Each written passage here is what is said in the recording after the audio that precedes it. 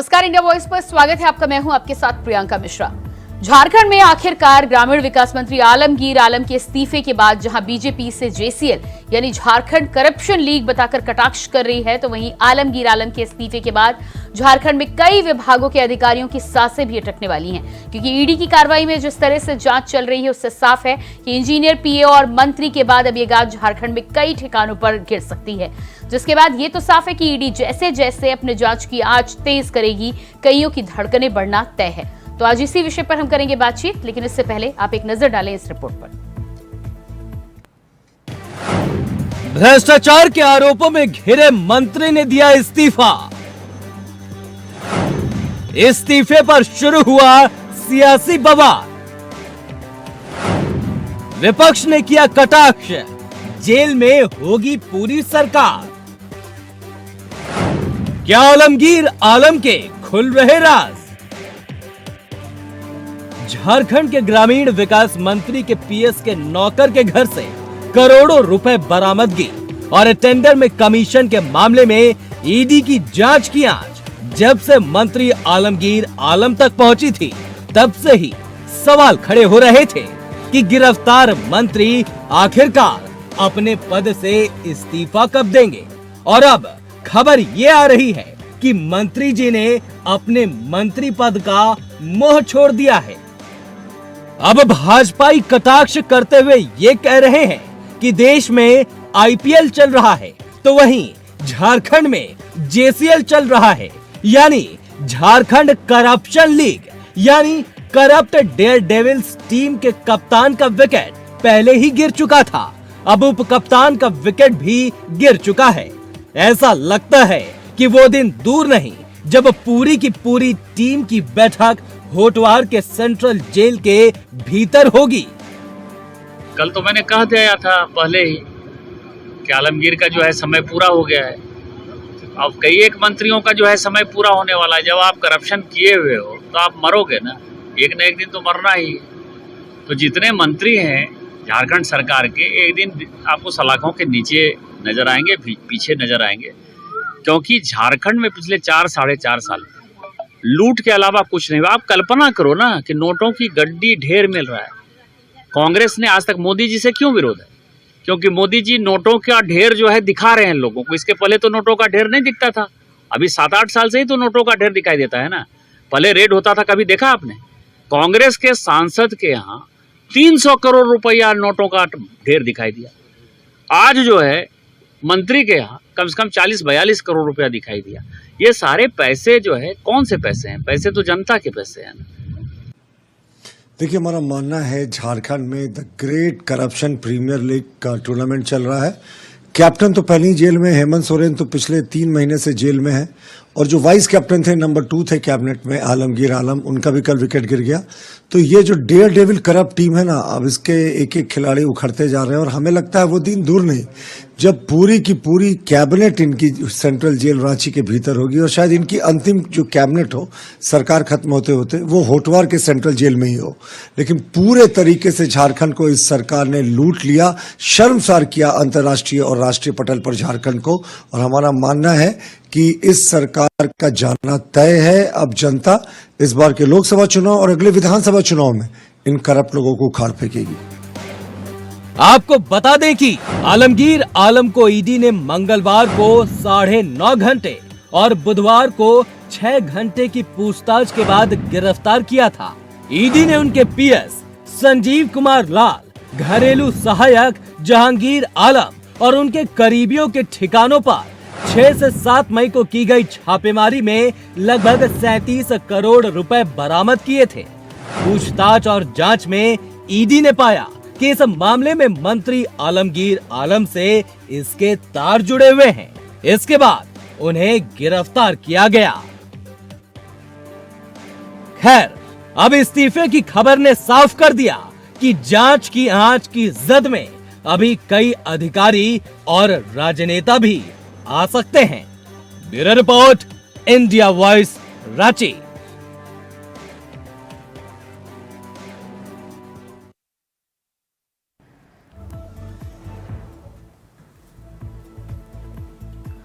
तो आलमगीर आलम की गिरफ्तारी के बाद जिस तरह से भारतीय जनता पार्टी जेएमएम और कांग्रेस पर हावी हो रही है, साफ तौर पर भाजपाइयों का कहना है कि झारखंड करप्शन लीग में जिस तरह से सरकार के तमाम दावेदार घेरे में आ रहे हैं और मंत्री आलमगीर आलम की गिरफ्तारी के बाद अब यह भी तय है कि जांच की आज जैसे जैसे आगे बढ़ेगी, माना यह जा रहा है कि कई और अधिकारियों और दावेदारों की गर्दन तक ईडी का शिकंजा पहुंच सकता है जिस तरह से जांच की शुरुआत हो रही है। तो आज आलमगीर आलम की गिरफ्तारी के बाद ईडी की जांच किस तरह से आगे बढ़ सकती है और आगे किस पर निशाना ईडी का पहुंच सकता है, इसी पर हम करेंगे बातचीत। लेकिन फिलहाल रुकते हैं एक छोटे से ब्रेक के लिए, फौरन वापस आते हैं।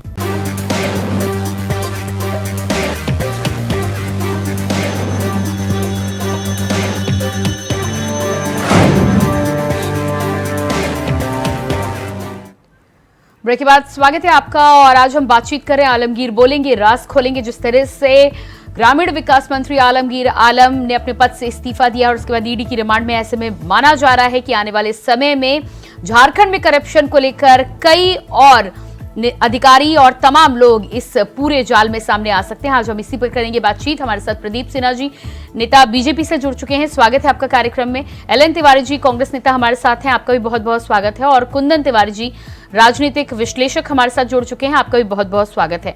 तो सबसे पहले तो एलएन तिवारी जी, सबसे पहला सवाल आपसे ही, जिस तरह से मंत्री आलमगीर आलम ने इस्तीफा दिया है, उसके बाद लंबे समय से ये माना जा रहा था कि अब इस्तीफा दिया है और जांच की आंच यहां तक पहुंची है, पहले पीए फिर पीए के नौकर और अब मंत्री का इस्तीफा, दाल में कुछ तो काला जरूर है। दाल में कुछ तो काला है कि पूरा दाल काला है, ये तो हम बताएंगे आपको, इसका उत्तर हम देंगे। लेकिन अभी जो निशिकांत दुबे जी का बयान मैं सुन रहा था और प्रतुल सहदेव जी का, उसमें मेरी कड़ी आपत्ति है। ये उन्होंने कहा कि अभी पूरी की पूरी कैबिनेट चली जाएगी भीतर। हमारा निवेदन है आपसे, आपके माध्यम से उन नेताओं से, कि क्या झारखंड के वित्त मंत्री डॉक्टर रामेश्वर उरांव के यहाँ पहले महीने 2 महीने पहले छापा पड़ा था या नहीं? छापा पड़ा था। और छापा पड़ने के बाद जो जांच किया ईडी ने, उनको क्लीन चिट दिया। धीरज साहू के यहाँ भी छापा पड़ा, 350 करोड़ की बात कर रहे थे, वहां भी क्लीन चिट हुआ। यदि नहीं हुआ तो मुख्यमंत्री हेमंत सोरेन जी को आपने भीतर कर दिया और आलमगीर आलम जी को पकड़ा, भीतर कर दिया। हमारे राहुल गांधी और सोनिया गांधी को भी ईडी ने बुलाया था, घंटों और कई दिन पूछताछ के बाद छोड़ दिया। तो ऐसी बात नहीं है कि आपकी ईडी जो है वो बहुत कृपा करके रामेश्वर उरांव को और धीरज साहू को छोड़ दिया। जिनके यहाँ कुछ निकला या संदेह की सुई घूमी, आपने उसको गिरफ्तार कर लिया। तो ये कहना कि झारखंड सरकार की पूरी टीम पकड़ में आ जाएगी, मैं बीजेपी नेताओं से निवेदन करूंगा आपके चैनल के माध्यम से कि वो खाली बात ना बोलें। लेकिन फिर ऐसे में एलएन तिवारी जी, आप ये बात भी मान रहे हैं कि कहीं ना कहीं आलमगीर आलम ने जिस तरह से इस्तीफा दिया है। देखिए सुनिए मैडम, हाँ। एक देहात में कहावत है, तातल खाए सो जर मरे। यदि आलमगीर आलम आग में हाथ डाले हैं तो जले। बहुत साफ साफ कहना है मेरा, हम उनके बचाव में कुछ नहीं कहेंगे। जब उनके पीए के यहाँ से यदि निकला है और यदि साक्ष्य मिले हैं तो, क्योंकि बिना कुछ साक्ष्य के उनको नहीं पकड़ा गया होगा। तो अब तो ये जांच का विषय है कि साक्ष्य क्या मिले हैं, किस आधार पर उनको गिरफ्तार किया गया है, न्यायालय की कार्रवाई आगे बढ़ेगी। चलिए चलिए, बहुत अच्छी बात है, आप कम से कम ये बात कह रहे हैं एलएन तिवारी जी। लेकिन फिर पूर्व मुख्यमंत्री हेमंत सोरेन को लेकर आप क्या कहना चाहेंगे? फिर देखिए, पूर्व मुख्यमंत्री हेमंत सोरेन, इसके पहले और भी जो, अभी तो ईडी के कार्रवाई के तहत ही अरविंद केजरीवाल दिल्ली के मुख्यमंत्री जेल भेजे गए थे। सुप्रीम कोर्ट ने उनको जमानत दे दी। क्या आप कहलवाना चाहती हैं, बताइए आप। नहीं, आप जिस तरह से कह रहे हैं कि अगर जांच में सबूत मिले हैं तो फिर अगर आग में हाथ दिया है तो हाथ जलेगा। आप जिस तरह से इशारा कर रहे हैं कि अगर उन्होंने कुछ किया होगा तो उन पर कार्रवाई होनी चाहिए, तो ऐसे में तो इस्तीफा पूर्व मुख्यमंत्री हेमंत सोरेन ने भी दिया है, जांच तो उन पर भी हो रही है, तो उन पर फिर आपका क्या बयान निकलकर सामने आएगा? यही जानना मैं बार बार एक बात कह रहा हूं, चाहे वो कांग्रेस के नेता हो, जेएमएम के नेता हो, बीजेपी के नेता हो या और किसी क्षेत्रीय दल के नेता हो, यदि गलत करेंगे, मैं किसी व्यक्ति की ओर इशारा नहीं है मेरा, गलत करेंगे पकड़े जाएंगे और दंडित होंगे, वो होनी चाहिए। चलिए, बहुत अच्छी बात है एल एन तिवारी जी, कम से कम आपने इस बात को माना। प्रदीप सिन्हा जी हमारे साथ जुड़े। प्रदीप सिन्हा जी, सबसे पहले तो एल एन तिवारी जी एक सेकेंड और मैडम, एक सेकेंड और, लेकिन ये मैं निवेदन कर दूं आपके चैनल के माध्यम से कि बीजेपी के जो नेतागण खाली बात बोल रहे हैं, बयान दे रहे हैं किसी पार्टी विशेष पर वोट करने के लिए कि पार्टी को बदनाम किया जाए। रोज एक हफ्ता तक खला हुआ था कि धीरज साहू के 350 करोड़ निकला, क्यों नहीं पकड़ा ईडी की टीम ने उनको? धीरज साहू कहाँ है? प्रदीप सिन्हा जी जवाब दीजिएगा। पार्टी को बदनाम मत कीजिए। प्रदीप सिन्हा जी जी जवाब दीजिएगा। आलमगीर आलम की गिरफ्तारी हुई है, जिस तरह से निशिकांत दुबे जी का बयान आया है, एल एन तिवारी जी को उससे घोर आपत्ति है। घोर आपत्ति है? किस बात की आपत्ति है? जब चोरी कर रहे थे तब समझ में नहीं आ रहा था कि आपत्तिजनक काम है। जनता ने इसलिए नहीं चुना था आपको कि आप गलत तरीके से पैसे अर्जित करें। उस समय सोचना चाहिए था, आपका विवेक जागृत हो गया होता तो मैं समझता हूँ कि ये दिन आपको न देखने पड़ते। और जहां तक पार्टी को बदनाम करने की बात है, तो कांग्रेस पार्टी का ट्रैक रिकॉर्ड देख लीजिए, किस तरह से इनके जो राष्ट्रीय दो नेता हैं, बड़े नेता हैं गांधी परिवार के, दोनों जेल पर बाहर हैं। और निश्चित रूप से कांग्रेस पर जब भी किसी भारतीय से आप बात कीजिएगा तो कांग्रेस पार्टी भ्रष्टाचार का पर्याय ही समझी जाती है। इसलिए किसी को आपत्ति हो या कुछ हो, उससे कोई फर्क नहीं पड़ता। जनता जानती है कि चोर पार्टी के लोग कौन से हैं।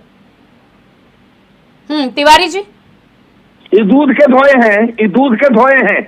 कह रहे हैं सो सुने ना कि किसी को आपत्ति हो। मैं बार बार कह रहा हूं कि व्यक्तिगत टिप्पणी आप करिए, सार्वजनिक टिप्पणी से बचिए। यदि आलमगीर आलम के सहयोगी के यहाँ से 32 करोड़ या 35 करोड़ रुपया पकड़ा गया, शक की सुई जाती है, अगर सबूत मिले हैं, आपने पकड़ के भीतर किया, मुझे कुछ कहना नहीं है। लेकिन रामेश्वर उरांव जी के यहाँ, डॉक्टर रामेश्वर उरांव माननीय मंत्री, वित्त मंत्री, उनके यहाँ भी ईडी का छापा पड़ा था और धीरज साहू जी के यहाँ भी पड़ा था। हमको ये जवाब दे दीजिए कि ईडी ने छापा मारा और रुपया निकला और लिखा हुआ था ईडी, रुपया का बंडल ऐसे सजाया गया था जिसमें लिखा हुआ था ईडी। वो 350 करोड़ रुपया यदि नाजायज है, जैसा अभी प्रदीप सिन्हा जी कह रहे थे कि चोरी किए हैं, तो पकड़े जाइएगा। तो हम ये पूछ रहे हैं कि अभी तक धीरज साहू जी और रामेश्वर उरांव जी बाहर क्यों हैं? प्रदीप जी, बदनाम मत कीजिए पार्टी को, जवाब दीजिएगा। चोरी करता है उसको पकड़िए। उनका कहना है कि मंत्री अगर जेल में चले जाएं, आलमगीर आलम की अगर गिरफ्तारी हो जाए, तो पूरी पार्टी को लेकर जिस तरह से आप कह रहे हैं कि होटवार में बैठक होगी, उस पर उन्हें आपत्ति है। देखिए, जिस तरह से ये कांग्रेस पार्टी का बचाव करें इनका अधिकार है, लेकिन भारतीय जनता पार्टी यह मानती है कि उनके पार्टी के ये विधायक हैं, मंत्री बने हैं उसी नाते, और कुछ अगर कृत्य वो ऐसा कर रहे हैं तो निश्चित रूप से इसकी जवाबदेही भी पार्टी की बनती है। क्योंकि उन पैसों का उपयोग सिर्फ व्यक्तिगत नहीं होना था, उन पैसों का उपयोग इस चुनाव में भी होना था। और खासकर संथाल परगना के क्षेत्र में जो उनकी कार्यभूमि है और जिस तरह के कारनामों के लिए वो चर्चित रहे हैं उस इलाके में, तो कहीं ना कहीं इन पैसों का उपयोग वहां भी किया जाना चाहिए था। पार्टी की चिंता ये करें कि पार्टी की बदनामी हो रही है, लेकिन मैं तो इनको इतना ही सलाह दूंगा कि अपने पार्टी के और जो सदस्य हैं आपके, उनको ये बता दीजिए कि इस तरह के कारनामों में लिप्त न हो, नहीं तो एक न एक दिन कहीं आपको जेल के शिक्षों के जाना पड़ा तो लक्ष्मी नारायण तिवारी जी को फिर डिफेंड करना होगा कि बड़ी बदनामी हो रही है पार्टी की। सार्वजनिक रूप से मत बोलिए। अरे भाई, सार्वजनिक जीवन में है आप, कोई चीज व्यक्तिगत नहीं है आपका, क्योंकि सार्वजनिक जीवन में है तो ये चीजें भी सार्वजनिक है। मंत्री पद कोई गोपनीय पद नहीं होता है। आप क्या कर रहे हैं, क्या कैसी आपकी गतिविधियां, ये सारे पब्लिक के सर्विलांस में होती है, पब्लिक सारी चीजों पर निगाह रखती है। तो इसलिए ये लाख कोशिश कर रहे हैं अपने पार्टी के बचाव में कुछ भी कहने का, लेकिन जनता जो सुन रही है आपके चैनल के माध्यम से, उन्होंने ये मन बना लिया है कि कांग्रेस पार्टी भ्रष्टाचारी है, कांग्रेस पार्टी भ्रष्टाचार की पर्याय है। तिवारी जी, अपनी बात रखिएगा आप। हाँ हाँ प्रियंका जी, बहुत विनम्रता से निवेदन है मेरा कि भारत सरकार के प्रधानमंत्री यदि कोई कुकृत्य में शामिल हो जाए तो जैसे ही कुकृत्य पकड़ा जाएगा, मैं बड़े पद की बात कर रहा हूं, मंत्री की नहीं, यदि जैसे ही कुकृत्य पकड़ा जाएगा और वो जब अरेस्ट हो जाएंगे, गिरफ्तार हो जाएंगे और पार्टी अगर उनके बचाव में खड़ी नहीं होती है, पार्टी पल्ला झाड़ लेती है, तो वो प्रधानमंत्री के हैसियत से नहीं माने जाएंगे, वो व्यक्तिगत तौर पर उनको पकड़ के दंडित। पार्टी अगर उनके बचाव में खड़ी होती है तो पार्टी दोषी है। आलमगीर आलम जी के यहाँ, उनके सहयोगी के यहाँ से रुपया निकला, पार्टी ने एक शब्द उनके बचाव में नहीं बोला। पार्टी ने झारखंड के वित्त मंत्री रामेश्वर उरांव के बारे में भी नहीं बोला और राज्यसभा सांसद धीरज साहू के बारे में भी नहीं बोला। लेकिन हम ये सवाल खड़ा करना चाहते हैं कि यदि उनके यहाँ से गलत पैसे का निकासी हुई तो वो बाहर क्यों हैं? और यदि बाहर है, आती हूँ मैं आपके पास में, आती हूँ मैं। तिवारी जी आपके सवाल का जवाब मैं लूंगी। तिवारी जी आपके सवाल का जवाब लूंगी। कुंदन तिवारी जी भी हमारे साथ बने हुए हैं। ठीक है, एलन तिवारी जी समय दीजिएगा, मुझे कुंदन तिवारी जी के पास जाना है। कुंदन तिवारी जी, जिस तरह से आलमगीर आलम की गिरफ्तारी हुई है और उसके बाद जिस तरह से भारतीय जनता पार्टी लगातार कटाक्ष करती हुई नजर आ रही है जेएमएम और कांग्रेस की सरकार पर, क्या लगता है आपको? सबसे पहले तो एक तरफ इस्तीफा निकलकर सामने आया है, क्या वाकई दाल में कुछ काला है या फिर नैतिकता के आधार पर जो उदाहरण झारखंड में पेश किया जा रहा है, दिल्ली तक अगर ऐसा नहीं हो रहा है तो आप दोनों ही केस को, क्योंकि समानांतर केस हैं, एक तरफ इस्तीफा सामने आ रहा है और एक तरफ इस्तीफा सामने नहीं आ रहा है, कैसे देखते हैं आप दोनों ही परिप्रेक्ष्य में? कुंदन जी फोन को अनम्यूट कीजिएगा, आपकी आवाज हम तक नहीं आ रही। अभी आ रही है? जी जी, मैं कह रहा हूँ इस्तीफा देना तो जायज है, इस्तीफा देना चाहिए। अगर किसी भी संलिप्तता में इस तरह की चीजें आपसे पकड़ी जाती हैं तो इस्तीफा देना चाहिए। जहां तक बात है दिल्ली के परिवेश की, अभी एलन तिवारी जी ने भी कहा, तो एलन तिवारी जी को ये मैं बता देता हूँ कि केजरीवाल को टेम्पररी बेल मिला हुआ है। तो सुप्रीम कोर्ट ने ओवरड्यू बेल नहीं दिया, उनको टेम्पररी बेल दिया, 1 जून को वापस जाना पड़ेगा उनको।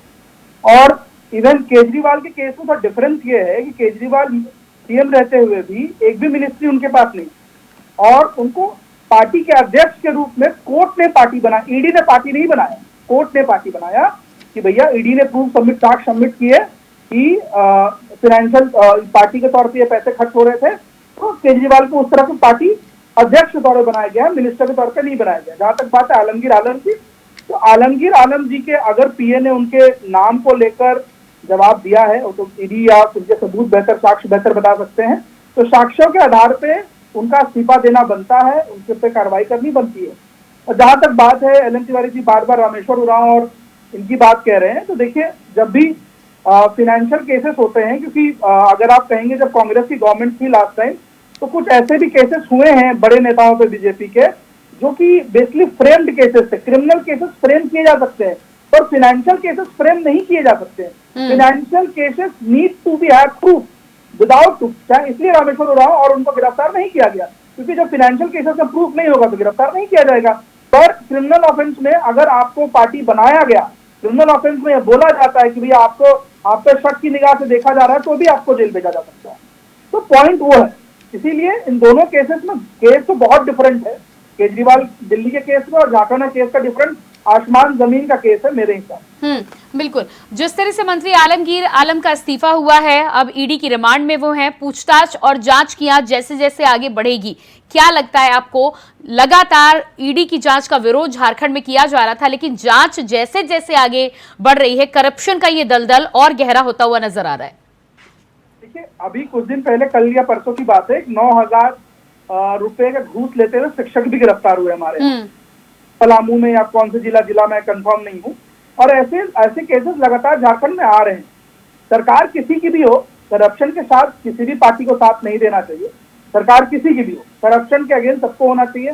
जहां तक बात है फाइनेंशियल करप्शन का, ये देश बड़ी इकोनॉमिक उलझनों से जूझ रही है, और आने वाले समय में अगर इकोनॉमिक मूवमेंट को ठीक करना है तो हमें करप्शन के पार्ट को हटाना पड़ेगा, चाहे जो भी मिनिस्टर है। क्योंकि आज के आने वाले टाइम पे ये भी देखा जा रहा है, क्योंकि आप टेक का जमाना है और आपके टेक के आधार पे क्योंकि लास्ट टाइम भी आप देखेंगे मध्य प्रदेश के चुनाव के टाइम पे भी जो मध्य प्रदेश के भी स्पीकर है, मैं उनका नाम बोल रहा हूँ, उनके बेटे का भी वीडियो आया था, जिससे उनका वीडियो आया था, तोमर जी के बेटे का वीडियो आया था, 100 करोड़ की बात कर रहे थे, वो लेन देन की बात कर रहे थे। तो बात है कि आजकल टेक का जमाना है, आपके ऑडिट का जमाना है, आपके जो भी टेंडर्स होते हैं वो ऑनलाइन बेसिस सेक्शन पे होते हैं, पेमेंट रिलीज उसी सेक्शन पे होते हैं, और अगर आज के डेट पर करप्शन में कोई भी डॉट ऑफ बेनिफिट किसी को मिलेगा तो उसका पकड़ा जाना लगभग मुझे लगता है कि आने वाले समय में और तय कर दिया जाएगा। इसीलिए corruption should not be the part of any party, any public, any figure। जी बिल्कुल ठीक कह रहे हैं आप एलन तिवारी जी। यहाँ पर जिस तरह से कुंदन जी कह रहे हैं, करप्शन को लेकर जिस तरह से अब कार्रवाई हो रही है, ईडी की कार्रवाई हो रही है, हालांकि अभी प्रूव होना बाकी है यहाँ पर, लेकिन फिर भी कार्रवाई की शुरुआत हुई है और उसके आधार पर ही गिरफ्तारियां हो रही हैं। आपसे मैं यहाँ पर पूछना चाहूंगी, ईडी को लेकर जिस तरह से आप अगर नहीं भी करते हैं तो तमाम पार्टी के नेता ईडी को लेकर लगातार सवाल उठाते रहे हैं, लेकिन जिस तरह से पैसा पकड़ा जा रहा है, जिस तरह से सबूत और साक्ष्य मिल रहे हैं, जिस तरह से ईडी की जांच आगे बढ़ रही है, क्या आपको नहीं लगता कि अगर करप्शन है तो करप्शन के विरोध में सबको साथ देना चाहिए? देखिए प्रियंका जी, एक बात बहुत ही शर्मनाक है, ये मैं दल से ऊपर अलग हट करके ये बात मैं रखता हूं। एक बात बहुत शर्मनाक है कि सत्ता पक्ष विपक्ष को चोर कहे और विपक्ष सत्ता पक्ष वालों को चोर कहे कि आप बैठे थे तो आपने ऐसे किया, और फिर जो बैठा हुआ है वो कहे, विपक्ष कहे कि यार तुम बैठे हुए हो, तुम चोरी कर रहे हो। बहुत शर्मनाक है। लोकतंत्र में ये स्थिति शर्म पैदा करने वाली है, और इससे मुझे लगता है कि पक्ष और प्रतिपक्ष दोनों को बचना चाहिए। ये बात जो आ रही है ये बहुत ही घृणास्पद है। राजनीतिक दल और उसके नेताओं को अपना चरित्र, ठीक है, समय मेरे पास ज्यादा नहीं है। प्रदीप सिन्हा जी, छोटा सा कमेंट दीजिएगा। देखिए, तिवारी जी जो नसीहत दे रहा है कि चोर एक दूसरे को नहीं कहना चाहिए, चौकीदार चोर कहने का नतीजा इन लोगों ने 2019 के चुनाव में भुगता है। और जब हम भारतीय जनता पार्टी के लोग झारखंड में ये कह रहे हैं तो उसके लिए कोई पब्लिक परसेप्शन की जरूरत नहीं है। ईडी रिकवर कर रही है पैसे, और उसके बावजूद भी अगर लोग बैठकर चैनल पर झूठ फैलाने की कोशिश करें कि नहीं ऐसा है वैसा है, तो भारतीय जनता पार्टी यह मानती है कि लाख सफाई देते फिरे अपने दल के पक्ष में। लेकिन लोगों के बीच यह संदेश जा चुका है कि ये सरकार विगत 4.5 साल में सिर्फ और सिर्फ अपने साथियों के माध्यम से, अपने कुंजियों के माध्यम से पैसा एकत्रित करने में लगे हैं, चाहे तरीका कोई भी हो। तरीका गलत भी हो तो कोई परहेज नहीं है इनको। पकड़े जाने पर इनके जो प्रवक्ता है या अन्य नेता है वो समय मेरे पास ज्यादा नहीं है प्रदीप सिन्हा जी, समय मेरे पास ज्यादा नहीं है। फिलहाल जांच जैसे जैसे ईडी की आगे बढ़ेगी, दूध का दूध और पानी का पानी होता जाएगा, और आगे जांच में कौन कौन संदेह के घेरे में आता है ये आने वाला समय बताएगा। प्रदीप सिन्हा जी, एलन तिवारी जी, कुंदन तिवारी जी, जुड़ने के लिए बहुत बहुत शुक्रिया आपका। झारखंड में ग्रामीण विकास मंत्री आलमगीर आलम की गिरफ्तारी के बाद एक बात तो बिल्कुल तय है कि ईडी की जांच जैसे जैसे आगे बढ़ रही है, इस जांच में और कई तार और साथ ही साथ करप्शन का ये जाल धीरे धीरे अब जनता के सामने आने लगा है। ईडी की जांच के साथ आने वाले समय में पता चलेगा कि इस कारनामे में कौन कितना दोषी है और किसको कितना शेयर जाता था। फिलहाल हमारे इस खास कार्यक्रम में इतना ही। खबरों के लिए बने रहिए इंडिया वॉइस के साथ। मुझे दीजिए इजाजत, नमस्कार।